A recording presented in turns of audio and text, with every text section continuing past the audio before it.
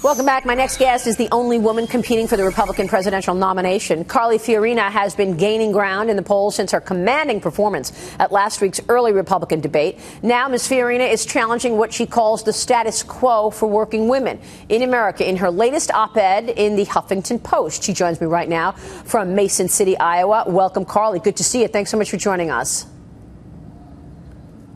For having me, Maria. Good to be with you. Carly, we've been talking this morning about this Hillary email controversy. Let me ask you your thoughts. Coming from Hewlett-Packard, showing the leadership that you have for so many years, she obviously scrubbed the server clean. What do you think that means in terms of, discovery in terms of those emails and what she was doing on government business? Do you think those emails will ever be found? Well, I don't know, because it now appears that this server has been with some IT company in New Jersey since 2013. I'm pretty sure they scrubbed it thoroughly, but it reminds me of the old adage, the cover-up is always worse than the crime. The more we learn here, the more it appears that Hillary Clinton very purposefully and deliberately used a home-brewed system and made sure nobody knew what was on that home-brewed system. Well, I think one of the reasons that you had such a fantastic commanding performance in that first debate, and so many people are talking about you right now, wanting to know more about you, is because of the leadership that you have been showing. And in terms of this election, it will be about leadership, but it's also about trust. What can you tell us in terms of your own story and communicating that story, whereas we see Hillary on the Democratic side unwilling to take questions, unwilling to talk about her own story? There's a real contrast. Well, there is. I take any question I'm asked and will go anywhere and answer questions. But, I talk to the voters about my life. I started as a secretary.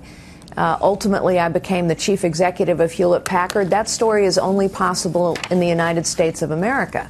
But I've also talked with them about the hard times I've experienced. I'm a cancer survivor, and that was a long, tough battle, not just for me, but for my family. We lost our younger daughter to the demons of addiction. And everywhere I go, people come up to me and say that they too have lost a child, for example, or they too have a family member or personally have experienced a battle with cancer. The point is that I think leaders are made, not born. I think leaders, through all of their life's experiences, about which I have been completely transparent, whether it was getting fired at Hewlett-Packard, I was, and Maria, we've known each other a long time. I've been absolutely upfront about that from the day it happened.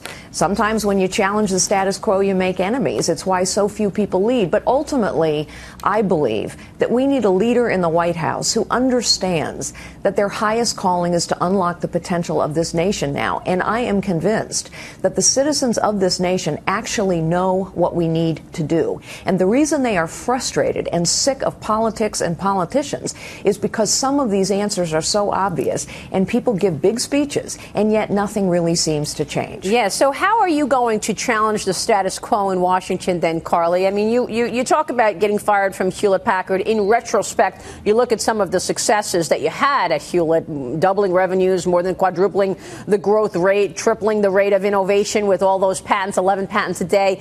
How do you challenge the status quo in Washington, knowing that the people today are sick and tired of the establishment and this inability to get anything done? You harness that frustration. And the way I would harness that frustration is through the power of technology. So let me be very specific. Every week, for example, in the weekly radio address, I will go into the Oval Office and I will ask my fellow citizens to take out their smartphones. And we will engage in a Q&A. So, for example, my first question might be, do you think it's important that we know where your money is being spent? Do you think it's important that we go to some form of zero-based budgeting, as many states have, where every single dollar has to be justified every single year? Fellow citizens, press 1 for yes on your smartphones. Press 2 for no. That technology exists. And when you harness the power of citizenry, politicians respond. We know politicians respond to pressure. I might ask another question. Do you think we should go to some form of meritocracy in the federal government so that it's no longer possible that a federal government employee can do fail at their job, watch pornography even all day long and still earn the same pay, pension, and benefits as somebody trying really hard to do a good job. Press 1 for yes, 2 for no. This was intended to be a citizen government. We know that politicians will respond to pressure and get something done. And so a leader understands that their job is to harness the power to challenge the status quo. Citizens have that power. Because so many people were against, for example, Obamacare. And we saw poll after poll who basically said, look, we don't want Obamacare. So give us specific plans that you have for Obamacare.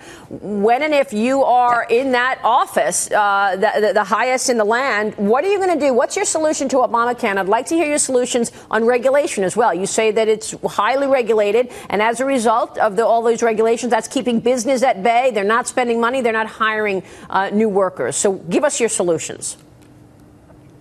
3 things. 1, we must repeal it. We can't tinker around the edges of it. It is a vast, complicated set of laws and regulations that, frankly, nobody understands. And so we're going to continue to see, if we don't repeal it, the consolidation of the health insurance and the drug industries, which will not serve consumers well. Second, we need to ask states to manage high-risk pools. There are people who truly need help. I'm a cancer survivor. I understand pre-existing conditions cannot prevent someone from getting the help they need. States have managed high-risk pools successfully in the past. We need to allow them to do it again. And point number 3, we need to try the one thing we've never tried. We have never tried the free market. Health insurance has always been a cozy little arrangement between regulators and health insurance companies. We used to do it on the 50-state level. Now all we've done is nationalize that. Let's actually have health insurance companies have to compete for everybody's business across state lines like we do homeowners insurance or car insurance or a whole set of other products.